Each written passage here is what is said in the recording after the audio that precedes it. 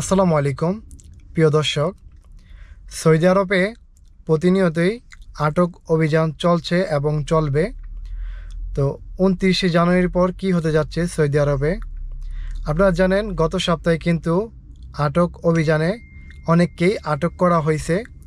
তার মধ্যে এক শ্রেণীর লোকদেরকে কিন্তু আটক করার পরও তাদেরকে ছেড়ে দেওয়া হয়েছে।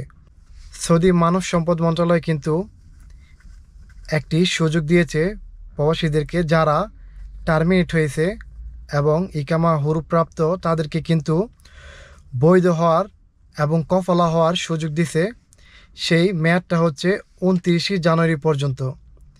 29শে জানুয়ারির মধ্যে যারা হুরুপ্রাপ্ত তারা চাইলে অন্য মালিকের কাছে কফালা হয়ে আকামা বানাতে পারবে এবং হুরুপ ওঠাতে পারবে। সো 29শে জানুয়ারির মধ্যেই এই কাজটা করতে হবে। তাই এই শ্রেণীর লোকদেরকে কিন্তু আটক করলে ছেড়ে দেওয়া হচ্ছে যদি আকামার মেয়াদ না থাকে বা আকামা হুরুপ থাকে। তার মানে এই নয় যে আপনাকে আটক করলেই ছেড়ে দিবে, তাই আপনি অবশ্যই সতর্ক থাকবেন।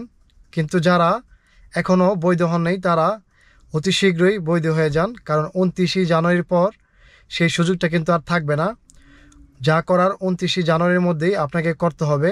অন্য মালিকের কাছে চাইলে আপনি কফালা হতে পারবেন এবং আপনার ইকামা যদি হুরুপ থাকে সেটাও আপনি রিমুভ করতে পারবেন। সো 29শে জানুয়ারির মধ্যেই করতে হবে। সো এখন কথা হচ্ছে 29শে জানুয়ারির পর কেউ যদি না করে তাহলে কিন্তু তাদেরকে আটক করার পর তাদেরকে কিন্তু আর ছাড়বে না। এবং 29শে জানুয়ারির পরে কিন্তু একটি বড় অভিযান চলবে। সকল অবৈধ এবং হুরুপ্রাপ্ত সকলকে কিন্তু আটক করা হবে।